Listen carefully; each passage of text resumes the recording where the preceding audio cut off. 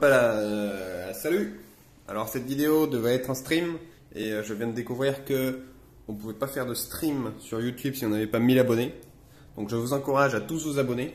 Comme ça on passera à 1000 subscribers, on pourra faire un stream. Bref, c'est une présentation de Gloomhaven.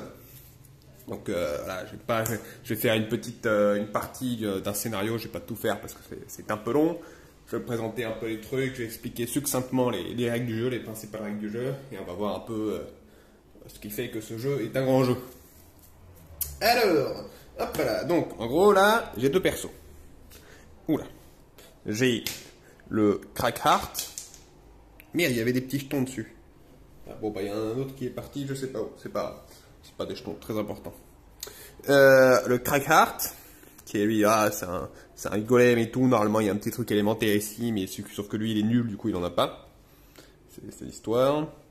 Et il y a un, ah bah tiens, en même temps, je vous montre sa quête. Donc ça, c'est, chaque personnage a une quête de retraite, et lui, sa quête, c'est qu'il faut qu'il fasse 15 scénarios différents.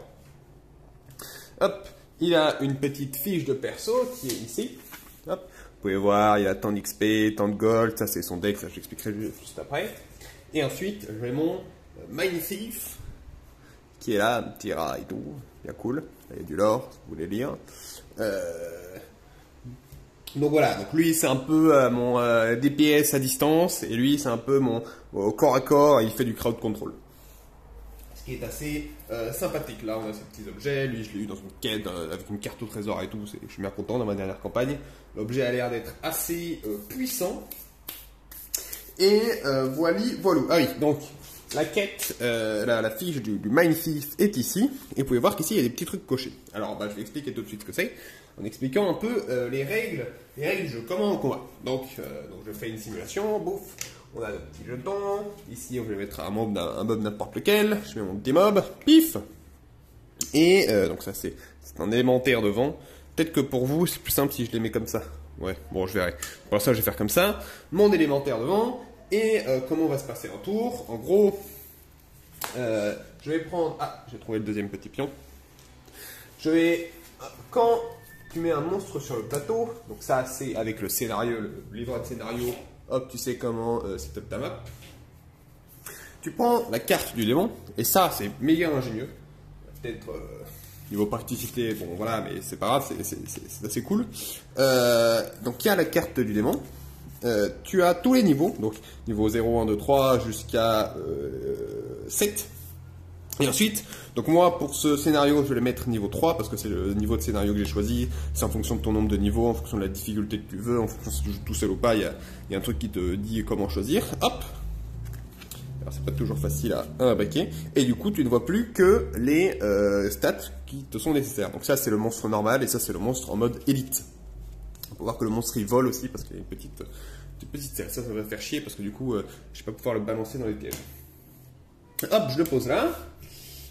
Ensuite, donc au début d'un round, donc c'est en forme de round, c'est du tour par tour. J'ai une main qui est pleine. Donc je peux choisir n'importe quelle deux cartes dans cette main. Donc hop, je vais choisir n'importe quoi, je vais choisir le move 3 attaque 1 et enfin il y a move 3, il y a deux actions possibles, j'ai expliqué ce que c'est. Move 3, je prends n'importe quoi, des trucs un peu simples. Voilà, et move et cette carte. Ensuite, je vais faire la même chose pour le cracker, je vais prendre n'importe quoi, hop hop. Une fois qu'on a fait ça, on dit quelle carte est prédominante, ça va être important pour l'initiative. Je vais expliquer, je vais rentrer un peu en détail de ces trucs. Et ensuite, on prend le deck du Wind Demon, parce que c'est le monstre qu'il y a. Hop. Et on révèle la carte. Là, il faut se jouer le round. Oh putain, voilà, attends, voilà, celle-là elle est un peu compliquée. Oh putain, il peut faire ça, ça va peut-être être un peu chaud. Ok. Il n'y a pas une carte genre plus simple, basique? Ouais, voilà, très bien. Bon. Donc le Wind Demon a tiré celle-ci. Maintenant, on va déterminer l'initiative. Donc l'initiative, c'est le petit nombre qu'il y a ici. Donc 11, 20, voilà. Et dans les deux cartes que vous prenez, vous choisissez celle qui va déterminer votre initiative. Donc logiquement, normalement, vous prenez celle qui a le nombre le plus petit. Donc là, ce serait 11. Et là, du coup, ce serait 46. Mais si vous voulez faire des petits plays et tout, ça m'est déjà arrivé de faire que je veux que ce personnage joue après l'autre. Donc hop, j'échange. Bon, dans ce cas, il jouerait aussi avant. Mais voilà, il peut y avoir des petits plays d'initiative comme ça peut être assez intéressant. Une fois que vous avez fait ça, c'est mon main thief qui va jouer en premier. Je prends donc les 2 cartes, et maintenant l'initiative, je m'en bats les couilles. Maintenant je sais que mon main thief a 11 initiatives, maintenant que je le regarde plus. Je vais choisir sur une des 2 cartes la partie haute, et sur l'autre des 2 cartes la partie basse. Donc là, je fais un petit autofocus, parfait. Enfin du coup c'est pas auto vu que je dois le faire. Je peux choisir soit de faire move 2, heal 2, et move 3, attaque 1, ou soit loot 2, et cette attaque qui fait plein de trucs différents. Je peux aussi, optionnellement, et en fait ça arrive énormément, remplacer tout le texte qui est ici par une attaque 2, et remplacer tout le texte qui est ici par un move 2. Ça c'est sur toutes les cartes. Ça arrive assez souvent parce que y a des cartes qui ont des avantages et t'as pas forcément envie de le faire. Je vais juste le voir. Parfait. Voilà pour l'explication un peu globale. Ah oui. Et donc une fois que je fais ça, je fais mon tour, bam, je vais là, je fais mes bails. Lui ici, il fait ses bails aussi. Et ensuite, le mob, vu qu'il a 43 initiatives, il va même jouer avant mon personnage. Le mob, il a 43 initiatives et il va faire l'action move avec une valeur de move de -1, une action attaque avec une attaque de +1. Et ça, c'est un truc d'éléments, ça on verra ça après. C'est la table d'éléments qui est ici. Ça, je sais même pas si je vais l'expliquer, c'est pas méga important non plus. Voilà. Ensuite, dernière chose pour que je puisse expliquer un peu tout en détail. Quand un joueur attaque, il additionne sa valeur d'attaque. Donc par exemple ici, si je fais move 3, attaque 1, je vais faire 1, 2, je suis pas obligé de faire 3, et je vais attaquer. Donc il y a une attaque avec une base de 1. Ensuite, à ça se rajoute une carte aléatoire. Donc je mélange. Hop, et je tire une carte. Pouf. Et bon, mauvais exemple. Putain, mais c'est une blague. Mais c'est une blague. Ok, bon, je crois que c'est quasiment toutes les cartes plus 0 du deck. Je vais tirer une carte et je vais ajouter cette valeur d'attaque à mon attaque. Et donc là, par exemple, 1 + 1, je vais attaquer à 2 et je vais mettre 2 points de dégâts au mob. Bon, alors, en l'occurrence, lui, il a shield de 2. Alors, bon, les 2 dégâts, pas ouf. Mais il y a plein de cartes différentes. Par exemple, il y a un succès critique avec un x2, il y a un échec critique avec un x0, il y a un truc qui permet de stun et de piocher une autre carte. C'est un peu plein de trucs comme ça.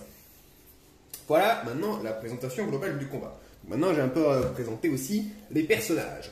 Donc les personnages, ce qui est cool, c'est qu'en fait, les petits decks, là, on va pouvoir les modifier. Et ça va être un peu, en fait, du deck building. Je savais pas qu'il y avait du deck building dans le jeu. Alors, c'est pas tout le temps qu'on va avoir ce choix à faire, malheureusement. Mais c'est bien cool quand il est là. Notamment sur la fiche du perso, voilà, c'est surtout pour ça que je voulais dire. Sur la fiche du perso, quand on gagne un niveau ou quand on gagne une capacité par un autre moyen, on a des perks. Et donc ici, par exemple, lui, il a gagné un niveau et il a rempli une mission secondaire. Et donc du coup, j'ai pu modifier son deck de modificateurs. Donc ça, par exemple, moi, voilà, j'ai ajouté des trucs qui permettent de rajouter des états, mais je peux aussi retirer 4 cartes plus 0 pour ajouter plus de stabilité sur mes cartes, retirer une carte, vous pouvez dire des trucs si vous voulez. Ça permet de changer son deck. Et aussi, quand tu gagnes un niveau, je vais chercher la petite boîte du Mind Thief. Tu vas sortir ta petite boîte, tu vas chercher tes petites cartes. Et vous voyez que sur les cartes de mon deck, il y a les petits 1, 2, voilà, 1 et 2. Il n'y a qu'une carte niveau 2. Au début, vous commencez uniquement avec des cartes niveau 1 et X, mais X c'est un peu bizarre. Donc juste avec des cartes niveau 1. Et au fur et à mesure que vous montez de niveau, vous avez le choix d'ajouter des nouvelles cartes à votre deck. Alors, petite aparté, il y a un maximum de nombre de cartes, enfin un maximum et minimum de nombre de cartes que vous devez avoir dans votre deck. Donc par exemple, le main thief c'est 10. Alors que le Crackheart, il peut avoir 11, enfin il a 11 cartes dans sa main. Et du coup, quand vous gagnez un niveau, vous prenez toutes les cartes de ce niveau et inférieur. Donc par exemple, imaginez là je passe niveau 3, je prends les cartes niveau 2 et les cartes niveau 3, et je peux ajouter une de celles-ci à mon deck. Donc c'est un peu un arbre de compétences. Quand je passerai niveau 4, donc disons que je prenne celle-ci, quand je passerai niveau 4, je prends les cartes niveau 4, hop, et maintenant j'ai le choix d'ajouter une de ces 4 cartes à mon deck. Et ça permet en fait voilà, de s'orienter dans un build et d'essayer des trucs. Ouf, hop, je remets ça dans sa petite boîte qui est ici. Et il y a des cartes jusqu'au niveau 9. Pif là. Et le Crackheart, il est toujours niveau 1. Et il va bientôt level up d'ailleurs. Voici voilà. Qu'est-ce qui me manque d'expliquer un peu de principal. Oui, alors, comment perdre une partie. En fait, donc chaque personnage a des PV. Hop, voilà. Chaque personnage a des PV, donc ça c'est niveau par exemple 3, il aura 8 PV, etc. Donc lui il est niveau 2, lui il est niveau 1 pour l'instant. Chaque personnage a des PV, mais il y a excessivement peu de chances que vous mouriez directement à cause de vos PV qui tombent à 0. Je l'explique. En gros, comment est-ce qu'un personnage est retiré? C'est parce qu'il va être exhausted. Fatigué, on va dire. Je sais pas le mot.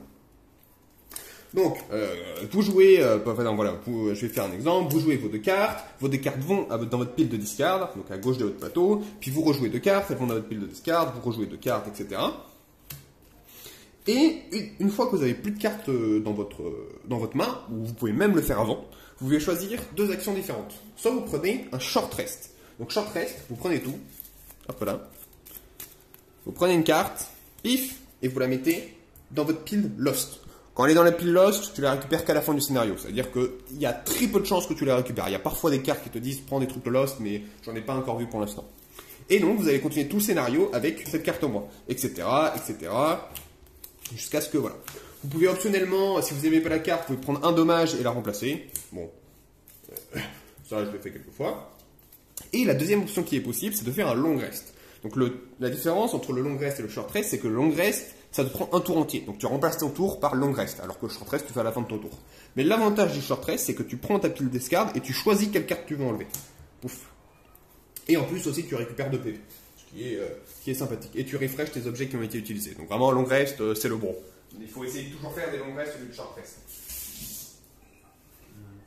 Parce que si tu as un combo dans ta main et que tu rentres de manière random, tu enlèves le combo, c'est un peu chaud. Voici, voilà. Et aussi, il y a la capacité de negate les dégâts en épuisant une carte. Donc par exemple, là le mob, boum, il me fait une attaque. Les mobs aussi, ils ont un deck modifieur, donc bam, boum. Et bam, il me fait une attaque à 3, et il me fait x2. Je suis là, wow. Déjà le mec, il a chatte. Voilà. Et mon mec, il a 6 PV, et le mob, il m'attaque à 6. C'est un peu chiant. Et du coup, à n'importe quelle attaque, tu peux prendre une carte de ta main, dire que je la perds. Donc on va mettre dans la pile Lost et ça va negate tous les dommages, tout simplement. Donc il faut faire très attention avec ça parce que du coup ça réduit forcément le nombre de tours que tu pourras jouer dans le scénario, quoi. Et donc le problème c'est que si tu n'arrives pas à faire l'objectif du scénario qui est là, kill all enemies, et que tu es fatigué avant, bah tu es juste retiré de la partie. Alors c'est pas super grave, il n'y a aucune pénalité techniquement à être retiré de la partie, c'est juste que par exemple si tes potes ils réussissent, tu auras toujours tous les bonus du scénario, etc. Bah juste déjà tu te fais chier parce que tu peux plus jouer. Et aussi, si tous les personnages sont exhausted, pour le coup, le scénario est perdu. Voici, voilà. Et donc, c'est assez intéressant parce que c'est du deck building, mais à l'inverse, en fait. C'est du deck destructing.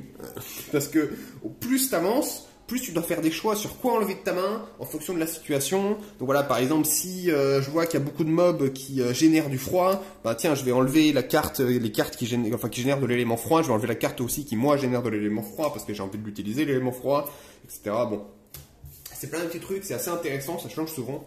Et donc, cette mécanique est assez sympathique. Pouf, pif, pouf. Je vais vite fait expliquer les éléments. C'est tout simple. Quand il y a une carte qui a le symbole d'un élément, pif, vous augmentez l'élément en mode strong. Ensuite, quand un élément est soit strong, soit waning, vous le descendez de 1 à chaque tour. Et il y a des cartes qui utilisent les éléments. Ça veut dire que quand un élément est utilisé, il retombe à inerte. Tout simplement. Et donc ça ajoute des trucs en plus. Donc, par exemple, cette attaque, si je consomme un élément froid, ça va stun le mec et ça va me rapporter un point d'expérience en plus de l'attaque. Et bah écoute, ça me paraît bon, je pense qu'on peut faire quelques petits tours pour s'amuser. Alors il faut préciser que avant le scénario était en niveau 2 et je roulais un peu sur tout. Parce que oui, chose à préciser, quand tu joues à plusieurs, bah déjà tu prends un seul personnage et aussi quand tu fais ton shot carte, pif, tu le mets secret. Tu as le droit d'en parler à ton pote, mais en termes général, pas en mode ouais, bah, j'ai joué une carte avec 9 d'initiative, du coup laisse-moi jouer avant, toi. Ça n'existe pas. Tu peux dire ouais, j'ai joué une carte, ouais, je pense que je vais jouer assez tôt dans le tour et il faudrait que voilà, je vais bouger un peu et je vais attaquer le mob qui est sûrement le plus proche de moi. T'as pas le droit de dire exactement ce que tu vas jouer. Et du coup, ça rend le jeu vachement plus dur parce que les choix sont secrets. Alors que moi, vu que je suis tout seul, je peux totalement planer le tour. Et genre par exemple si lui il a besoin d'avoir tous les mobs comme ça et que le rat il attaque un des mobs qui serait dans la zone, c'est un peu dommage. Au lieu qu'un mob qui est à l'extérieur de la zone. Bon alors ça évidemment c'est pris en compte dans la difficulté, c'est-à-dire que quand tu joues en solo tu vas à une difficulté supérieure à ce que tu devrais. Et du coup je pense que je vais, pour ce scénario, si jamais essayé, je vais re-augmenter la difficulté de 1 pour tenter, pour voir ce que ça donne. J'ai très soif. Donc on est bon. Et avant de partir en aventure, parce qu'actuellement là je suis à Gloomhaven, donc parce que je suis allé faire des trucs en ville entre les deux, enfin après mon dernier scénario, notamment j'ai level up pour Minecraft. Du coup là actuellement je suis à Gloomhaven. Il faut que j'aille faire la Crypt of le scénario que je choisis de faire, c'est la Crypt of the Damned, donc c'est parce qu'évidemment il y a une suite logique, hein, il y a une histoire, je vais pas rentrer dans les détails là-dedans. Et pour aller justement à la Crypt of the Damned, il faut que je parte à l'aventure. Et en faisant ça, il faut que je pioche une petite carte. Hop. Événement route. Donc il y a aussi des cartes événements city comme je vous ai montré. Et du coup je vais en piocher une au hasard. Ouf, j'ai pioché celle-là. Oula, il y a beaucoup de texte, ça va être chiant pour la vidéo. Ah, voilà, pas beaucoup de texte. Et ça va me donner un choix. Et il faut savoir que, comme j'ai dit dans la vidéo d'unboxing, souvent les roads c'est des effets plutôt négatifs et les événements de city c'est des événements plutôt positifs. Après voilà, rien n'est exclu. Donc alors, vous vous sentez, hein, vous avez un peu faim lorsque vous avez un peu faim. Ok, donc vous voyez, vous pensez à vous arrêter pour faire un petit pique-nique et vous voyez un buisson couvert de baies vertes. Bon déjà, je sais pas si je mangerai les baies vertes. Ah, ok, d'accord, bah, c'est justement le truc. Elles ont l'air super, mais vous hésitez. Elles pourraient être empoisonnées. Donc 100% elles sont empoisonnées, du coup je ne vais pas les manger. Je vais passer mon chemin. Alors bon, c'est un peu underwhelming, mais j'ai appris à me méfier des trucs comme ça. Alors parfois, évidemment, il y a des trucs positifs. Et donc je me fais là, si ça se trouve, je vais tourner et ça va me dire commencez le truc avec vous commencez le combat avec plus de force, tu vois. Et, bah ouais, mais je vais dire non parce que 100% elles sont empoisonnées. Moi dans la vraie vie, je mangerai pas des baies vertes sur la route. Et donc je vais faire B, je vais juste passer les berries. Ah là, c'était un effet positif. Ah, c'était sûr. Alors, donc je ne veux pas de regrets stupides. Et en effet, à refaire, j'aurais toujours pas mangé parce que je voulais pas avoir de regrets stupides. Vous mangez pas les berries et donc ça fait no effect. Et si je les avais pris, ben elles étaient délicieuses et j'étais trop refait. Donc j'aurais commencé le scénario béni. Et béni, ça fait que hop, tu prends une petite carte comme ceci et tu la rajoutes dans ton deck. C'est-à-dire que c'est une carte x2, mais dès qu'elle est tirée, donc elle fait son effet et après tu la remets dans la boîte. Bon. Ah, le petit mouvement de main terrible. Voici Voilou. Bon, j'ai pas perdu grand chose non plus.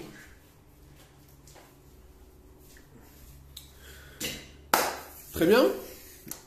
Et ben, je pense qu'on peut enfin commencer. Hop. Juste avant ça, il y a beaucoup de trucs avant de commencer une partie.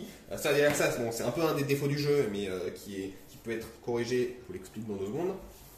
C'est que le setup est excessivement long. Vraiment, alors. Bon, au début, c'est pas très. Là, je suis actuellement enfin, quand tu fais quelques parties, voilà, c'est pas très gênant, mais j'imagine qu'après avoir joué 50 heures au jeu, ça fait un peu chier de devoir encore une fois chercher tous les jetons, chercher tous les trucs, chercher toutes les cartes. Genre, il faut aller chercher un paquet de cartes par monstre.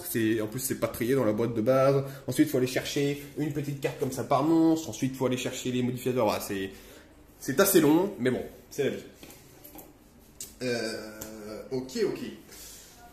Ah oui, et donc comment c'est corrigé, c'est qu'en gros il y a une version de Gloomhaven qui s'appelle Gloomhaven Jaws of the Lion qui est sortie il n'y a pas longtemps et qui va être sortie en français je crois vers la fin de l'année. Qui en gros c'est ça, sauf que t'as pas un setup tout ça, c'est juste un livret. Et donc vraiment tu poses le livret et tu peux jouer comme ça. Et enfin c'est pas le même jeu que Gloomhaven, mais ça peut être c'est soit comme un jeu tout seul, soit comme une extension de Gloomhaven. Ça coûte un peu moins cher, c'est genre 60 balles quoi. Donc si vous voulez, voilà, le concept du jeu vous plaît avec les cartes comme ça, et tu choisis ta classe, tu fais ton perso, peut-être penchez-vous plutôt sur Gloomhaven Jaws of the Lion, que moi je prendrai je pense à terme. Mais si voilà, vous aimez bien mettre manipuler plein de petits jetons comme ça, n'hésitez pas. Hop, au début d'un scénario, on va se donner à chacun une quête secondaire. Donc hop. Chaque personnage tire 2 cartes. Donc lui, ça va être pour le crack-art. Hop. Et le main thief, il va prendre ça.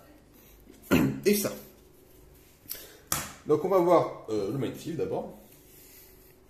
Donc alors, Explorer. Révéler une room. Ok, bah ça c'est trop facile en fait. Ok, donc ça c'est prenez un seul long rest dans le scénario et que des short rest. Donc ça c'est nul à chier. Parce que t'as envie de faire d'un long rest. Et ça, bah c'est trop bien en fait. Parce que c'est juste révéler une porte. Bah oui, c'est trop bien. Du coup, il faudra juste comme on va révéler une porte à un moment dans le scénario. C'est excessivement facile. Et ensuite, le crack heart. Oh, c'est intéressant ça. Je pense que je vais prendre celle-ci. Celle-ci qui rapporte 2 checkmarks au lieu d'un seul checkmark. Et c'est marrant parce que c'est les 2 cartes inverses. Parce que mon crack a tendance à pas gagner énormément d'expérience avec ses attaques. Donc comment est-ce que tu peux gagner de l'expérience? C'est il y a des cartes qui tout simplement ont des trucs, voilà, si je fais cette action, je gagne de l'expérience. Et ben je vais faire layabout. Et je vais voir ce que ça va donner. Et je vais enlever ces trucs parce qu'il y a beaucoup de choses sur la table. Donc il faut essayer d'avoir le moins de trucs possible pour garder ça lisible. Hop là. Très bien, donc là pour le coup je pense qu'on est bon pour commencer. Bon, j'ai pas lu l'intro, mais bon, je regarde après dans mon coin. Pif. Salut, c'est moi. Pouf paf. Je peux commencer dans ces 5 cases, donc déjà on va mettre les mobs, ça va nous permettre de savoir comment commencer. Donc on va pas faire tout le scénario, hein. Je pense, on va juste faire une petite partie. Enfin, une partie du scénario. Donc, il y a des trucs assez malins, c'est qu'en gros, là, les monstres, alors forcément, quand il y a 2 joueurs et 4 joueurs, hein, c'est pas la même chose, niveau difficulté. Et du coup, vous devez regarder le truc, comment est-ce qu'il est fait. Et moi, je regarde en haut à gauche pour savoir le type de mob. Donc là, ça veut dire que là, par exemple, je vais avoir un squelette normal, un squelette élite. Lui, il est pas là. Un archer normal, et lui, il est pas là. Du coup, je m'apprête à faire ça. Un squelette élite. Un archer. Ah oui, du coup, vous voyez pas du tout en fait quel mob. Oula, déjà c'est super flou. Vous voyez pas quel mob. Ok, bon. Du coup, je vais mettre ça comme ça. Ah oui, on va pas s'en sortir. Ouais. Bon. Ah oui, mais bon, je vais mettre comme ça. Pif. Mob normal. Je verrai si c'est pratique et si c'est pas pratique, bah tant pis, vous verrez rien. Et un archer. Donc, je rappelle que le jeu du coup. Vous avez compris, et coopératif. Et du coup, les mobs, ils vont jouer tout seuls. Et ils ont des règles de déplacement, etc. Je vous expliquerai ça. Du coup, avant de me positionner, je vais me faire un petit tour pour voir comment je vais jouer. Il faut savoir que les pièges, moi, ça m'avantage beaucoup parce que le main thief, comme son nom l'explique, il a des petits trucs pour bouger les ennemis comme il veut. Et du coup, je vais juste en fait bouger les ennemis sur les trappes et ils vont se prendre les dégâts. Et vu qu'en plus je joue en niveau 3, les pièges font des dégâts quand même assez conséquents. Il faut que je vérifie ça dans la planche de difficulté. Pouf, je suis en solo, level 2 plutôt. En level 2, ils font 5 les trappes. Ouf. Ouf. Oh, ça va être magnifique ça. Ouh, je vais tellement les envoyer. Et en plus de ça. Ah oui, oh, petite chose que j'ai oublié. Dans les cartes, il y a certaines cartes qui ont des petits symboles. C'est quelque chose en plus d'assez important. Qui ont des petits symboles comme ça. Et ça, c'est génial, pas cool. Parce que quand tu l'utilises, au lieu qu'elle aille dans ta pile de discard et que tu pourras la récupérer après ton short rest, elle va directement dans ta pile lost. Ce qui fait qu'en gros, tu perds un long rest en fait. Mais évidemment, en échange, c'est des attaques méga puissantes. Voilà. Et oui, parce que j'ai eu en plus ce petit item magnifique dans mon précédent scénario. J'ai trouvé avec une carte au trésor le scénario. Pendant votre tour, vous pouvez forcer un ennemi qui est à une range de 5 autour de vous, donc toute la pièce quoi, à faire un move 2 et c'est vous qui contrôlez le truc. Et du coup, bam boum dans le piège. Et en plus ça correspond super bien avec la flavor de mon personnage, parce que j'ai un truc qui fait exactement la même chose dans mon deck, qui fait, tu peux forcer un ennemi à faire un move 1 dans une range de 4. Donc très content d'avoir eu cette carte. Alors, c'est parti. Je vais mettre le squelette et l'archer dans leur boîte, dans leur petite pochette, à leur niveau respectif, c'est-à-dire 2. Ah oui, non, oui, je suis con, je suis level 2, je suis pas... Enfin, attends, les monstres sont level 2. Ah oui, non, ils sont level 3, ils sont level 3. Donc là, je joue avec, du coup, la difficulté qui est considérée comme difficile, à mon niveau. Mais bon, encore une fois, vu que je suis seul, je pense que enfin, l'avantage est vraiment excessif, quoi, de pouvoir faire des tours vraiment au poil de couille près, c'est vraiment très cool. Hop là. Oui, là, il y a plein de petits jeux. Ah, d'accord. Ah, on peut mettre la vidéo en pause, sympathique. Là, il y a plein de petits jetons, jetons un peu cool. Donc, par exemple, voilà, donc en gros, le moment ici, il y a un peu deux builds. Il y a le build stun, que je pense que je vais partir sur ça. Il y a le build, tu mets plein d'états différents sur les mobs et tes attaques elles deviennent plus fortes en fonction de plus il y a d'états sur le mob. Bon, moi j'aime tellement le stun que je pense que je vais partir sur ça. Alors, donc les 3 monstres sont pack. Ça, c'est cool pour c'est cool pour mon Crackheart parce qu'il a des attaques qui visent des mecs comme ça. Donc on va plutôt essayer de se baser sur son tour et faire le tour du rat autour de lui. Alors, il y a cette attaque qui serait pas mal parce qu'elle touche 2 mecs, mais le problème de ça, c'est que vous pouvez voir le petit symbole perdre, et donc j'ai pas envie de perdre une carte dès le début du truc, c'est un peu la loose. Pouf pilouf pilouf. Je pense que je vais partir sur ça, ça m'a l'air fort. Le problème c'est que j'ai pas de plante. Oui, tu peux pas, petite précision, tu peux pas, en gros quand tu fais une plante à ton tour, c'est que à la fin de ton tour que la plante va s'activer en mode strong. C'est-à-dire que tu peux pas créer une plante et utiliser la plante. C'est un peu dommage. En même temps, ce serait pas mal fort. Je pense que je vais faire ça, parce que ça permet de muddle, c'est-à-dire de confus comme dans Pokémon, les ennemis, de les désorienter. Et ça fait que ça donne des avantages à l'attaque. Ça veut dire qu'au lieu de tirer une carte pour le modifieur, donc il attaque, boum, boum, normalement il fera juste +1, vous tirez 2 cartes, très mauvais exemple, vous tirez 2 cartes et vous prenez la moins bonne, donc là, en l'occurrence +0. Et ça me permettrait un peu de tanker au début du tour. Aussi, chose à noter, c'est que les Living Bones, ils ont target 2. Ça fait qu'ils attaquent 2 gens quand ils attaquent moi. Alors ils attaquent au corps à corps, mais s'il y avait un Living Bones ici, il attaquerait mes 2 mecs d'un coup. Ce qui est pas cool, donc il faut pas que je laisse mes mecs à côté. Je pense que je vais partir sur ça.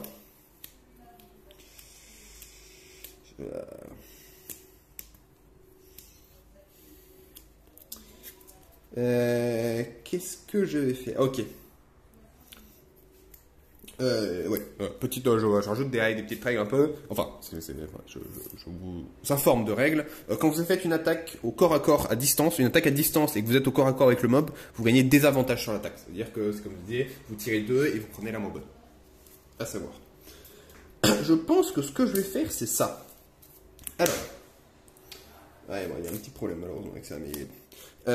Ça, c'est une carte qui fait, je vais choisir le bas.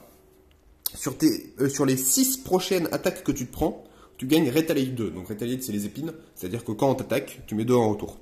Et tu as un petit compteur pour traquer où t'en es. Et ça me paraît pas mal, parce que du coup, si je mets mon Crackheart au corps à corps qui a 10 PV, ce qui est cool, comparé à lui qui a 6, je vais pouvoir tanker toutes les attaques et mettre 2 au mob. Et en plus, le Retaliate, ça passe outre l'armure. Et vu que les mobs, ils ont armure, ça pourrait être bien sympathique. Le problème de ça, c'est que si je fais ça et ça, j'ai pas une super initiative. Et du coup, j'ai peur que les mobs, ils jouent avant moi et ils se mettent au corps à corps et que j'ai des avantages sur eux. Est-ce que je me sens confiant et est-ce que je pense les battre avec 46 initiatives? Je pense que oui. Du coup, je vais rester comme ça. Par contre, mon crackard, il va prendre l'attaque des 3 mecs. J'ai un peu peur.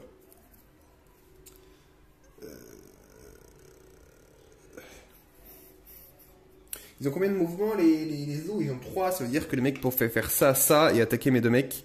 S'il a un move et un attaque, ce qui n'est pas idéal. De toute façon, je pense que mon Mindthief va jouer avant que qu'il se passe. Je vais donc pouvoir faire des trucs. Alors, bon, de manière assez évidente, on va utiliser cette carte. Qui donc permet, le bas de cette carte, qui permet de dire qu'un adversaire, je vais faire bouger un adversaire de 1. Et en deuxième carte, je pourrais faire une invoque. Ouh, ça me paraît bien fort l'invoque là dans cette situation. En plus, c'est une grosse salle, c'est l'une des plus grosses salles de... Ok, il y en a une autre qui est assez vénère comme salle, mais bon. Ça me paraît bien, je pense que je vais faire une invoque, un peu pour tanker les dégâts. Du coup, je vais plutôt mettre mon mec là. Et mettre l'invoque à leur corps à corps. Mais... Le problème de l'invoque, c'est qu'elle peut pas attaquer au tour où elle est invoquée. Mais elle peut tanker, quoi.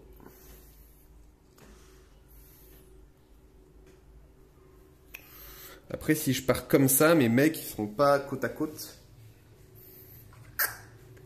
Ouais. C'est de la réflexion. Attendez, c'est quoi? Je vais mettre pause. Allez. J'ai décidé, bon, c'est pas le meilleur tour du monde, hein, mais bon, hein, il faut faire avec ce qu'on a. C'est parti. Donc j'ai pris ça et ça. J'ai pris, finalement, je me suis dit, je vais full pussy. Mon Mindthief va rester à distance. Normalement, c'est plutôt un mec qui fait du cac, parce qu'il a un truc très fort au cac. Je vous le montrerai plus tard. Donc il va faire ça, attaque 2, range 4, immobilisé, c'est surtout l'immobiliser en fait que je veux parce que vu que les mecs ils attaquent au corps à corps, s'il est immobilisé, ben il peut juste pas attaquer. Génère un élément et un autre truc, surtout 9 d'initiative, ça c'est bien. Et aussi le truc qui va bouger dans les pics. Hop, et donc maintenant je vais révéler le truc des mobs et espérer excessivement que les Leading Bones vont jouer après mon Crackheart, qui est à 46 initiatives. Hop, les archers. Où sont les archers? Ah, c'était les archers. Leading Bones. Oula, oula là. C'est parti. Hop, Leading Bones. Oh là là. Oh, un mouvement de... Oh, c'est un peu terrible ce qui se passe. Je vais pas vous cacher, ils ont tiré la meilleure carte. L'une des meilleures cartes de leur deck. Ok, donc oh putain, ils ont tiré des cartes avec de l'initiative, mon pote. 14 et 20, ce qui est vraiment bon pour les mobs. Il faut savoir que quand il y a des cartes comme ça, c'est souvent que c'est les cartes un peu ultimes du mob. Ouais, ultime, n'exagérons rien. C'est gros quand elles sont tirées, et même pareil sur les decks modifieurs, quand elles sont tirées, tu remélanges le deck, et comme ça tu pourras rafraîchir le deck. C'est pareil pour les cartes coup critique et échec critique. Et donc, les Living Bones vont faire un mouvement de attaque plus 0, heal 2. Oui, c'est pas si terrible que ça en fait. On va voir pourquoi. Heureusement, j'ai bien placé mes mecs. Et les archers vont faire move -1, attaque -1, et ils vont créer un damage qui fait 3 à côté d'eux. Alors ça, faut savoir que les pièges comme ça, moi, c'est Byzance, parce qu'encore une fois, mon Mindthief, il peut un peu bouger les mecs. Et donc ça va être très cool. Hop là. On va commencer du coup par mon Mindthief, qui a 9 initiatives. Et donc il va suivre son truc, il va faire cette attaque puis cette attaque. Encore une fois, il pourrait faire dans n'importe quel ordre, ça ou ça, ce qu'il veut. C'est vraiment pas important.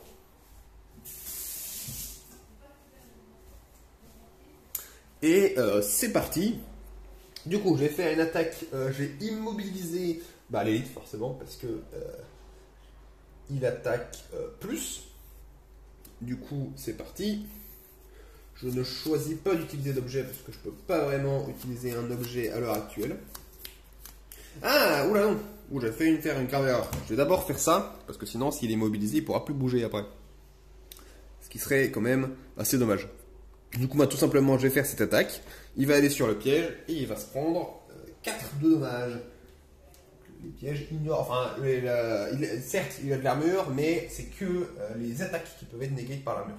Donc c'est le numéro 7. Non, j'ai pas mis le bon truc, on va dire que c'est le numéro 6. Boum, le piège part, malheureusement. Ensuite, je vais faire mon attaque qui l'immobilise. Malheureusement, il va se soigner de 2 à son tour. Parce que voilà, mais c'est la vie. Je vais du coup, je vais déjà mélanger ça. Ouais. Faire une attaque à 2. Hop, donc ça, par exemple, c'est la carte que j'ai prise à mon augmenté de niveau. Et c'est parti, -1, terrible. Je lui fais donc un dommage, et vu qu'il a 1 d'armure, il prend 0. J'ai un peu le seum. Il y a des cartes qui vont de -2 à +2. Il y a aussi échec critique, coup critique et des cartes d'effet. Cependant, même s'il a pris 0 dommage, il est tout de même immobilisé. Je monte le froid à strong et je gagne. Oula. Petit héros. Je gagne du coup un point d'expérience. Donc là j'ai petit compteur. Boum, un petit point d'expérience. Ça fait plaisir. Par contre, c'était pas en autofocus, vous n'avez rien vu. Je pense que je vais juste finir cette salle et après je couperai. Merde, j'ai pas lu, est-ce qu'il n'y a pas des... Ouais, parce que parfois il y a des effets scénario, vous commencez tout, mais bon, là ça va. Très bien. Et du coup maintenant, putain, je me fais tellement niquer par les mobs. Mais c'est pas super grave, enfin, comme je vous l'ai dit. Parce que c'est l'archer qui joue en deuxième, parce qu'il a 14 moves. Il a 14 initiatives. Il va faire move -1, attaque -1. Du coup, l'archer qui de base a un déplacement de 3, il va faire 2 de déplacement et une attaque à 2. Petite chose à préciser, c'est que les mecs qui attaquent à distance, si leur cible le va bien, alors oui, c'est vrai que j'ai pas trop expliqué comment les mobs ils fonctionnaient. Les mobs focus toujours le mec qui est le plus proche d'eux. Enfin, proche au niveau déplacement. Voilà, par exemple, s'il y a des obstacles, il faut recalculer. Mais là, par exemple, il va focus le crack-heart. Et vu que là, l'archer, il a une distance de 4, bah, il peut le toucher, du coup, il va juste pas bouger. Il va juste faire son attaque. Et donc, tout simplement, une attaque à 2 points de dégâts, parce que normalement, c'est 3 -1, plus le modifieur du deck. Ouais, j'ai mélangé normalement. Plus 0. Du coup, mon crack-heart se prend 2 dommages. Ouch. Très bien. Maintenant, c'est les Living Bones qui ont joué. Alors, c'est d'abord les élites qui jouent. Lui, il peut pas bouger. Et vu qu'il attaque au corps à corps, il fait rien. Juste, il se heal de 2. Bon. Ensuite, c'est à lui. Lui, il peut bouger, sauf qu'il a 3 de déplacement. -2, ça fait 1. Il a 1 de déplacement. Normalement, s'il n'avait pas eu la carte, il aurait eu 3 de déplacement. Du coup, il aurait focus lui. Et en secondaire, vu qu'il peut attaquer 2 personnes en même temps, il aurait essayé de se mettre ici ou ici pour attaquer mes 2 personnages. Donc il aurait fait par exemple 1, 2, 3. Il va attaquer les 2. Sauf que là, vu qu'il a move -2, il va juste faire 1 et attaquer mon crack-heart. Du coup, avec une valeur de 2. Oh là là, oh, il se prend tellement cher. En plus, c'est dommage parce que j'ai pas attaqué, vu que j'ai pas équipé ça encore, j'ai pas pu lui mettre 2 gratos. C'est dommage. Et donc maintenant, c'est mon crack-heart. Du coup, il va équiper ça, mettre un petit jeton pour track la progression. Et il va... Oh. Ah non, oh, ça se met un peu mal.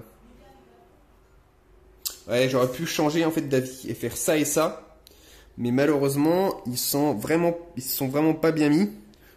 Et du coup, je peux pas faire cette attaque à son plein potentiel. Ah, c'est un peu triste, je vais pas vous le cacher. Ah, je suis dégueu. Tant pis. Du coup, je vais rester sur mon plan de faire ça, ça. Et je peux quand même tous les toucher avec cet effet. Et du coup, ils sont je vais lancer par exemple l'attaque ici. Et ils sont tous dans la zone. Juste lui, j'aurai un désavantage quand il tirait sa carte. Du coup, hop, précision. Quand je lance une attaque, je tire des nouvelles cartes modifiers pour chaque mob que je vise. Donc par exemple, lui... Hop, je vais tirer cette carte. Donc je lui fais ah. Hop. Ça lui fait -1. Lui, hop, je vais tirer cette carte. Et en haut, je vais tirer cette carte avec un désavantage parce qu'il est au cac. Et du coup, ça donne ceci. C'est vraiment les pires cartes du monde en fait. Super. Du coup, lui, il se prend -2 avec une attaque à 1, il se prend 0. Elle se prend -1 avec une attaque à 1, elle se prend 0. Et lui, il se prend 0. C'est vraiment, il se prend une attaque à 1, sauf que vu qu'il a 1 d'armure, il se prend 0. Donc vraiment, super attaque. Cependant, même s'ils sont tous... J'aurais pas dû remélanger la carte tout à l'heure. Même s'ils ils sont tous pris 0 dommage, parce que vraiment je suis le mec le plus décheteux du monde, ils sont quand même tous muddle, c'est-à-dire qu'à leur prochaine attaque, enfin jusqu'à la fin de leur prochain tour, ils seront en désavantage. D'ailleurs ça part, parce que ça me reste qu'un tour. Ils auront une attaque en désavantage. Donc pour résumer, c'était un tour de merde. Après voilà, j'ai setup ça, c'est cool, on est content. Et du coup maintenant on va reprendre. Je pensais pas que ça allait être si vénère les le niveau 3. Alors là j'ai un petit truc intéressant parce que j'ai attaque 2 et push. Ça fait... Ah oui, donc, oui, faut pas oublier. Ça il faut le remélanger. Je le remélange dans le paquet du coup. Il y a 40 minutes, on voit ça. Hop. Attaque 2 et push, je peux push lui dans le piège là. Ce qui lui ferait une quantité de dommages assez substantielle. Après, sur le main thief, il y a une carte qui est très forte, c'est celle-ci. Qui en gros, c'est une augmentation permanente qui fait que toutes mes attaques au corps à corps font plus d'attaques. Plus de dommages. C'est craqué. C'est vraiment excessivement craqué. Donc dès que je fais une attaque au corps à corps, j'essaie de équiper elle. Après, le truc, c'est que les bas de cartes, c'est plutôt... bon, très mauvais exemple. C'est pas très mauvais exemple. C'est deux cartes un peu spéciales. C'est plutôt du mouvement et de l'utilitaire. Donc move, loot, move. Voilà, là tu fais un truc sur tu prends le contrôle d'un ennemi. Et le crack art, c'est encore plus flagrant. C'est voilà, c'est un peu des trucs utilitaires. Move, loot. Et les trucs en haut, c'est plutôt des attaques. Et le problème de ça, c'est que du coup, ça prend le slot d'une attaque. Après, ça lance une attaque aussi. Donc, malheureusement, je ne peux pas faire à la fois le attaque 2 et push 3 et à la fois ça. Qu'est-ce que je vais faire? Hop, bah, je vais mettre pause. Hop, de retour. Donc, j'ai pris ces deux attaques pour le Mind Thief. Donc le plan c'est de faire cette attaque juste pour avoir le 2 de mouvement, enfin ce truc pour faire le 2 de mouvement, et ça pour avoir le attaque 3 et consommer le gel pour faire du stun. Et ensuite, de niveau du crack heart, je vais faire attaque 3 push 1 pour essayer de pusher lui dans le piège, et un move 2 pour mettre des dégâts à tous ceux qui sont adjacents. Vous allez voir, ça va être normalement plutôt cool. Faut juste prier pour que les squelettes aient pas 25 d'initiative. Pas 29 d'initiative, et pas moins de 29 d'initiative. Ok, c'est mon 45, et les archers, 68. Ok, donc les deux personnages peuvent activer avant. Vu qu'ils ont la même initiative, je choisis qui va jouer avant. Et donc je choisis que ce sera le crack heart. Donc je vais commencer par faire l'attaque 3 push 1. Donc modifier. Je vais utiliser les Eagle Eye Goggles, parce que vous allez voir c'est assez important. Ça me permet d'avoir avantage sur l'attaque. Du coup je vais faire une attaque sur le squelette en prenant les deux cartes et en prenant la meilleure. Super, plus 2. Du coup je fais une attaque à 3, plus 2. Donc ça fait une attaque à 5, moins l'armure, ça fait 4. Hop, c'est le squelette numéro 3. Donc je fais ça pour un jeton 1 sur le jeton 5 pour montrer 4, lui mettre 4 jetons. Ouais, il y a le petit chat qui passe. Et en plus, il est push dans le piège de sa pote, qui du coup lui fait 3 dommages, sans compter l'armure. Et du coup, vu qu'un squelette a 7 PV, il est... Enfin, non, oula, pas lui. Lui, il est dead. Et il drop une pièce à l'endroit où il est mort. Boum, dans le piège. Ça va être pas... Ah oui, non, mais je compte, vu qu'il s'est pris le piège s'en va. Parfait. Ensuite, je vais faire... c'est bon. Je vais faire le move 2. Et tous ceux qui sont adjacents à moi, ils prennent un dommage. Et donc, vous avez compris. 1, 2. Un dommage à tous ceux qui sont adjacents. C'est-à-dire un dommage au squelette et un dommage à l'archer qui est le numéro 6. Et en plus, vu que je finis mon tour sur un jeton gold, je prends le jeton gold. Ce tour, il s'est plutôt bien mis. Hop. Ensuite, c'est au tour du Mind Thief. Donc le Mind Thief, j'avais dit que... Alors, vu que le tour a changé, est-ce qu'il n'y a pas un meilleur truc à faire?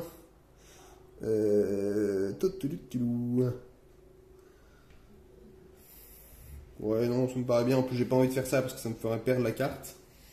Donc ouais, non, je vais juste bouger. Donc 1, 2, et je vais attaquer lui pour le pour le stun. Hop, donc attaque 3 en consommant ça, ce qui fait que déjà je gagne 1 XP, je le mets maintenant parce que j'oublie tout le temps. Boum, je suis du coup à 2 XP pour le scénario. Et attaque 3 avec un modifieur, plus 1, et donc attaque 4 avec du stun. Du coup, attaque 4, moins 1, ça fait 3, et donc il passe à 6 dommages, il lui reste 4 PV. Et ensuite, c'est la fin de son tour. Le Living Bones joue, sauf qu'il est stun, donc il joue pas. Mais juste le problème, c'est que du coup, il y a le Muddle qui s'en va aussi, parce que ça va jusqu'à la fin de son prochain tour. Et c'est à l'archer de jouer. Vu que... Voilà, on va faire comme s'il avait pas le... Bon, on va faire comme s'il avait pas le Muddle, parce qu'en fait, ça revient au même.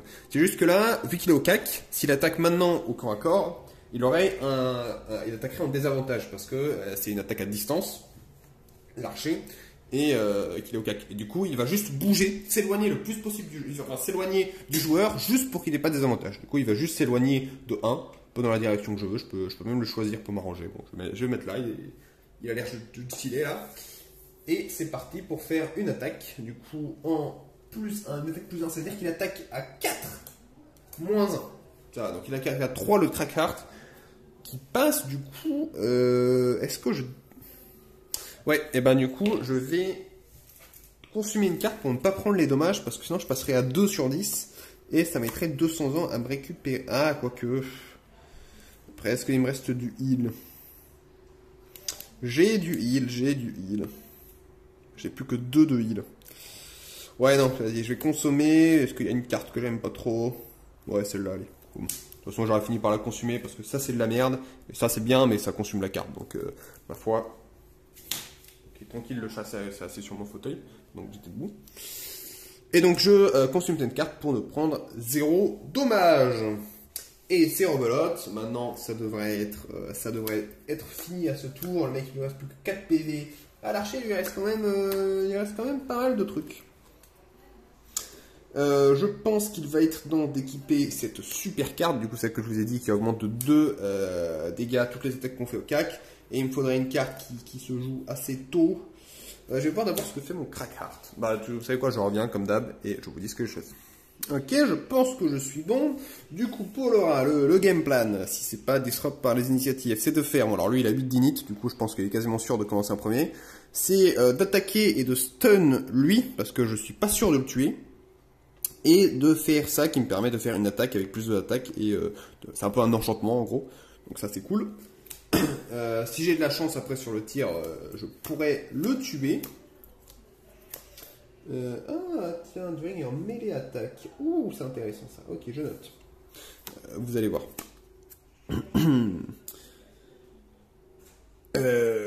Oui, parce que oui, cette carte elle est hyper forte en fait. Parce que déjà, elle a 8 d'init, donc ça c'est super fort. Et surtout, elle permet d'attaquer dans le bas de la carte. Et ça, il n'y a pas beaucoup de cartes qui le font. Il y a aussi cette carte aussi qui le fait. Mais le haut est tellement puissant que je joue jamais le bas. Donc, ma foi. Et avec cette carte, je vais bouger de 2 avec ça, donc je vais juste faire ça, j'ai pas besoin de la défausser vu que je fais cet effet. Et je vais attaquer et immobiliser lui, parce que ça, vu qu'il va être immobilisé, il va pas pouvoir bouger, et donc il va être forcé d'attaquer en désavantage. Vu que c'est un attaquant à distance, au corps à corps. D'ailleurs, j'ai oublié de faire le Muddle, je crois, pour lui. Bon, tant pis, mon mauvais. Et donc, c'est parti. C'est parti. Je vais piocher l'initiative. Voilà, c'est sa carte. Ouais, on va jouer avec 35 units. L'archer qui va jouer avec 31. Ah, tout mon plan s'écroule. Du coup, il va jouer avant mon mec. Je vais pas pouvoir le forcer à attaquer en désavantage. Mais putain, mais les Living Bones, ils jouent tellement rapidement. C'est insane. C'est insane. Attendez, je regarde un peu le 12, 74, 45. Ah oui, non, putain, mais waouh, les Living Bones, ils sont véloces. Heureusement, c'est move plus 1, attaque moins 1, du coup il va attaquer moins fort. Ah bah non, mais je suis con, j'ai 8 d'initiative et je vais le stun. Oubliez tout ce que j'ai dit, ça se met très bien. Du coup, mon mec va jouer. Hop, le focus. Mon mec va jouer, il va donc faire un attaque 1, range 2. Oui, non. Ouais, ah oui, parce que j'ai un truc fou. Je vais du coup mettre ça. Qui va faire que j'ai plus d'attaques sur toutes mes attaques Et en plus, j'ai attaque 1. Et je vais utiliser aussi la Poison Dagger. Ça fait que pendant mon attaque, si je l'engage, je pourrais la dégager à mon prochain long rest, je peux appliquer poison sur mon attaque. Donc sur le défenseur. Du coup, c'est ce que je vais faire. Je vais ajouter poison dessus. Alors, c'est que après l'attaque, en fait. Je le mets maintenant histoire de ne pas oublier. Et qu'est-ce que ça fait poison? Ça fait que jusqu'à ce que le mec se soigne par un effet quelconque, il va recevoir 1 de plus sur toutes les attaques qu'il va recevoir. Donc, bon, ça ne va pas s'appliquer sur cette attaque, mais ce qui est intéressant, c'est que ça va s'appliquer sur celle-ci. Du coup, j'attaque à 1, plus 2, hop, plus 1. Du coup, j'attaque à 4 en tout. Je gagne 1 d'expérience. J'attaque à 4, ce qui fait qu'il a 1 d'armure. Il va se prendre 3. Il était donc à 6. Il va passer à 9. Hop. Bah, je vais mettre un jeton 10 et un jeton 1 au-dessus. Il va donc passer à 9. Il lui reste 1 PV. Et donc, si normalement je déchatte pas trop, donc ça va rester. Ça va ajouter plus à toutes mes attaques mêlées. Bon, c'est pas le cas de celle-ci. Je vais attaquer du coup à 1. Plus 1 du poison et moins 1. Bah, je suis deg. Ah oui, en plus, en désavantage, parce que je suis à son corps à corps. Alors là, c'est intéressant. Parce que qu'est-ce qui se passe quand en fait, les cartes comme ça, cartes là, quand il y a un petit symbole ici, ça veut dire que vous repiochez une carte et vous additionnez l'effet. Du coup là, j'ai le choix entre ça et ceci. Alors forcément, vu que je suis en désavantage, je prends le moins bon. Bon, bah c'est lui. Je suis un peu deg. Hop, et du coup, je résume, j'étais à 1, plus 1 avec le poison, moins 1, donc je fais 1 dommage, sachant qu'il a 1 d'armure, je lui fais 0, et donc je suis dégoûté. Voilà, cependant, à ne pas oublier, il reste stun, et je gagne 1 point d'expérience. Lui, il gagne beaucoup de points d'expérience dans les combats, le crackart il se fait un peu niquer sur ce point-là. Après, il faut utiliser beaucoup de plantes, et aussi, petit avantage, je booste ça en strong. Ensuite, 35, du coup c'est au tour du Living Bones. J'enlève juste le stun. Le poison il reste. Parce que c'est jusqu'à ce que le mec se fasse stunner. Ah tiens, j'ai oublié. J'ai oublié de mélanger ça. Oh, mince, est-ce que c'est pas dommage ça quand même? J'ai oublié de mélanger le paquet au dernier tour. Du coup cette carte elle compte pas, il faut remélanger. C'est de la triche que je suis en train de faire. Mais c'est une règle honnête. C'est une erreur honnête. Je vais donc tirer. Et 32, voilà, c'est le karma. Il joue toujours avant moi. Je suis dégoûté. Oh putain, en plus c'est pire. Oh con. Ok, bah c'est la vie. Du coup, move 0. Donc le mec là il veut pas bouger parce qu'il peut attaquer lui sans désavantage. Et il va faire attaque plus 1, range moins 1. Le range, on s'en bat les couilles. Et donc il va attaquer à 4. Moins 1.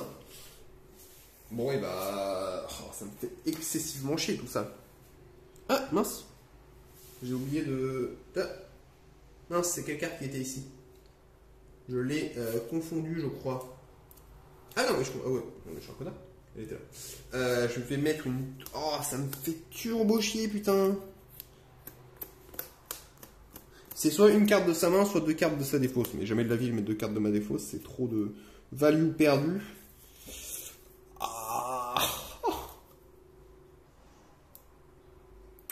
Oh, ça me prise les couilles de faire ça. Après, je peux prendre 3 dommages, hein. Allez, vas-y. Ah non 4, 3... Allez, vas-y, allez. Je prends 3 dommages, je passe à 2. Je me soignerai. Hop. Et du coup, maintenant, c'est au tour de lui. Il va tout simplement utiliser ça pour bouger. 1, 2. Et faire attaque 3, immobilisation, plus... Hop, je passe sur un strong. Attaque 3, plus... 0. Du coup, le mec se prend 3 dommages. Ce qui fait que là, il a 4, il lui reste 2 PV. Donc là, bon, normalement, ça devrait aller. Ah, bah non, elle est où la carte que j'ai sacrifiée? Ah oui, non, je crois, j'ai pas sacrifié de carte. J'ai pas sacrifié de carte.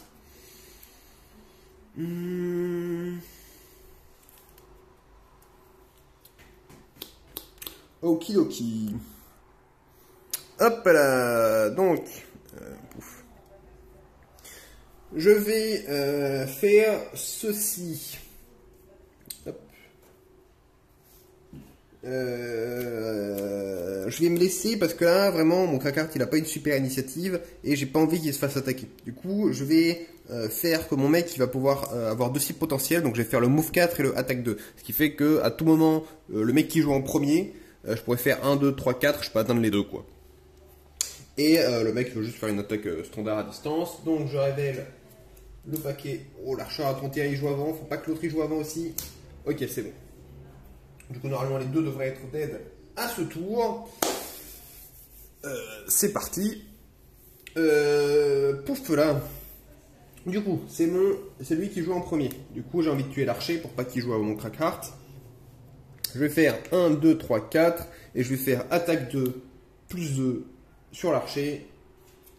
Je ne dis pas que ce soit un échec critique, tout va bien. Et donc, j'attaque à 5. Et plus je push 3 et 1 d'expérience. Boum. Et c'est un massacre. Il est décédé.